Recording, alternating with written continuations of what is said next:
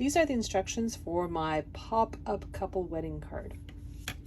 So I'm starting with the base of my card. I'm just folding down on my score lines.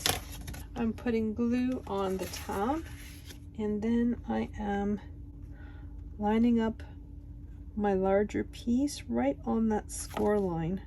I want it flush on both sides. I want to be able to fold it up like so. So this is the inside of my card. I have my top piece that will fit here. I have my middle pieces. I'm just going to glue these down. I'm just going to do the part that's at the bottom. So I'm going to start with the piece that has a hole here and has score lines at the top. It goes close to the score line, and it has to be even with the sides on the previous panel. So I'm just going to put glue just on the part above the score line. It has to be even on the right and left hand side. I have my rectangle with the score at the bottom and the hole, and it's going to go here. I'm just putting glue between that score line and the cut edge. I just want that score line to be right above the bottom of the card. Rectangular strip. So I'm just putting a piece of scrap paper so I can see that hole, and I just want to place this piece so that the holes are stacked up one on top of the other. I'm going to glue down this decorative piece, and again making sure that the holes are stacked up one on top of the other. So we're going to start with the pop-up for the couple. Cut out 2 copies. One is a mirror image of the other so that I can glue them together. Now this is the layer that's going to be facing as you open the card. So this is an extremely small piece. So I cut this piece out of iron-on and I applied it to the cardstock using my mini press. I cut the dress out of a white shimmer paper, and there's a purple outline all the way around. So you want to make sure that it's more or less even all the way around as you glue down the white dress. Bride is holding a bouquet, so I cut that piece out in green, and I added some adhesive back rhinestones just for a little bit of interest. So these are the pieces for the pop-up. This is 80-pound cardstock, which I have adorned with adhesive foil, and I've done 2 of them to make them sturdier. So I've just cut out this piece of acetate strip, and it's going to be there to hold up my couple and the little frame that goes around my couple. All right, so I've put double-sided tape on both ends of my acetate. I've glued my acetate to the bottom of one of my frame pieces. I'm going to take the liner off, and I'm just going to put glue all along the inside of my frame. And I'm just stacking them up one on top of the other. Just put some double-sided tape on the back of my couple. I'm placing more double-sided tape on the other side. I'm going to put glue all over the opposite side of the couple. So this is the underside of the couple. It's not embellished. And I'm grabbing my other copy, and I'm just trying to get it close as I can, stack them on top of one another. So next we're going to fold up the little mechanisms for our pop-up couple. So we have these long strips with tabs on each end, and I'm just going to fold down on all the score lines. And I'm just going to do that for all 4 pieces. So you have the tab, you have your first square and your second square. You want to fold after the second square, and then you want to put glue on your tab, and then just tuck it underneath and fold down. And that will form a little square. You're going to do that on the other side as well. You've got your tab, 1 square, 2 square. You're going to fold down on the second square, put glue on the tab, tuck it underneath, and then fold that side flat. So then you have 2 squares like so. You're going to do that with all 4 of them. So now I'm going to put these pieces together in order to create the pop-up for my card. I'll just ignore the little white pieces at the bottom. That was an experiment that didn't go so great. I'm going to take one of my sets of squares, and I'm just going to put glue on those 2 squares in the center, the ones that form a V in the middle. And I'm just going to sandwich my piece right in between them, and then lay the rest of it flat. I'm going to do that with the next one as well. So now I'm going to grab my card base. So I'm just going to put glue again just on the bottom square on both sides. Just laying my image so that it's centered horizontally on my card, and I'm putting it right in that score line, just like so. And then I'm closing my card. Applying pressure just where those tabs are so that that glue takes. And then when you open your card, I have the pop-up. Now I'm going to build my second pop-up. This is a piece of acetate.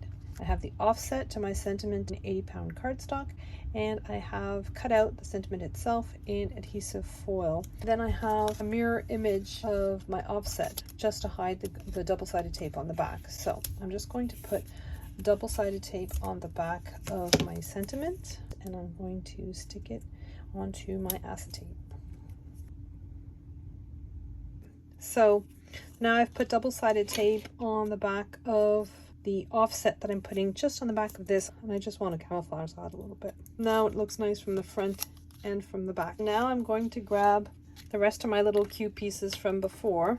So I've got double-sided tape on both sides, on both the front and the back of my sentiment. I'm inserting the bottom of that little leg into my V and lining it up so that it's right against the score line. I'm just going to fold it upwards like so. Creates our little footing for our sign. We're going to do it on the other side as well. Putting that piece right down to the bottom and then pushing my piece up so it looks like a V. You only have red line tape on the bottom part. So with playing around with these, I've found that it's easier to put glue on the two bottom squares. The center part between these two pieces is right on my score line, and I'm just pushing down firmly like so. And I'm going to do that for the other side as well. So now I have the name of the couple. This is foil cardstock with 80-pound cardstock, and again this is my adhesive vinyl. And I'm just going to glue that down to the center. All right, so I have a piece of embroidery floss that's approximately 12 inches long, and I'm just going to thread it through that little hole.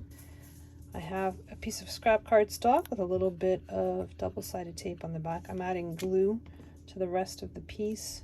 So I'm securing my embroidery floss to the inside of my panel, like so. You could do it with a piece of Scotch tape too, and it would do the exact same thing. Then I'm going to grab these little tiny brads, very, very small. I'm going to put one in this hole where I've just put my thread, and then I'm going to put the other one, put it in the hole that's on the bottom. Open the brads, but I'm going to create a little bit of a spacer here using my Cricut tool. Fold it over, but it's not exactly flush. I want to be able to run my embroidery floss around in a figure eight like that to keep it closed. I probably don't need this much, so I would say 8 inches of embroidery floss would have been sufficient. All right, so now I have the layers to embellish the outside of my card. I've embossed this using an embossing folder and an embossing machine. Now I'm just going to stick the panels to their corresponding base. I'm going to glue them on to the exterior of my card. My last section goes like this, but I also have the embellishments that I want to add.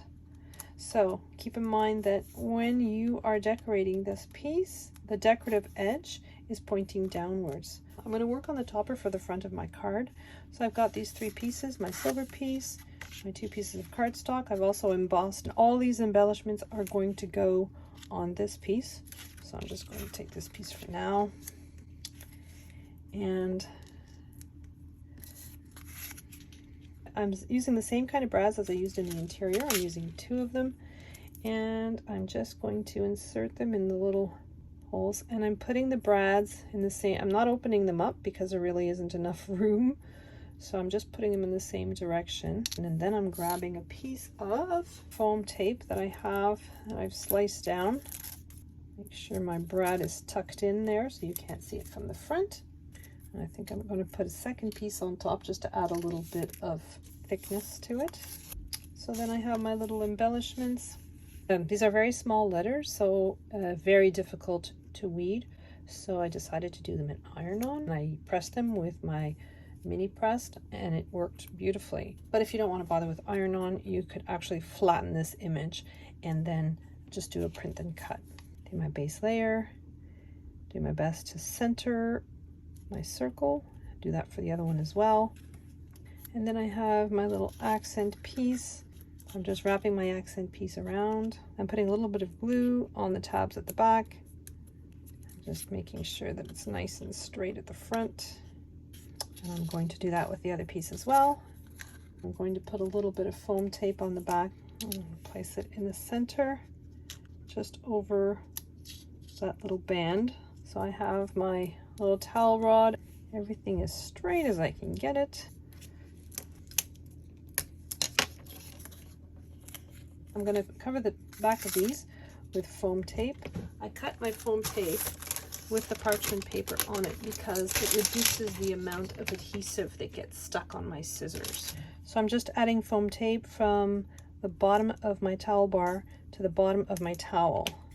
So I have 3 thin layers of foam tape. It's very thin tape. I had to put 3 layers. I'm just putting some double-sided tape at the back and I'm going to release the backing. I'm just pressing my towel bar so that it's here. I'm just going to release the backing on my foam tape. And then I'm going to try to center this as much as I can. And then I'm going to glue this down to my other panels like so.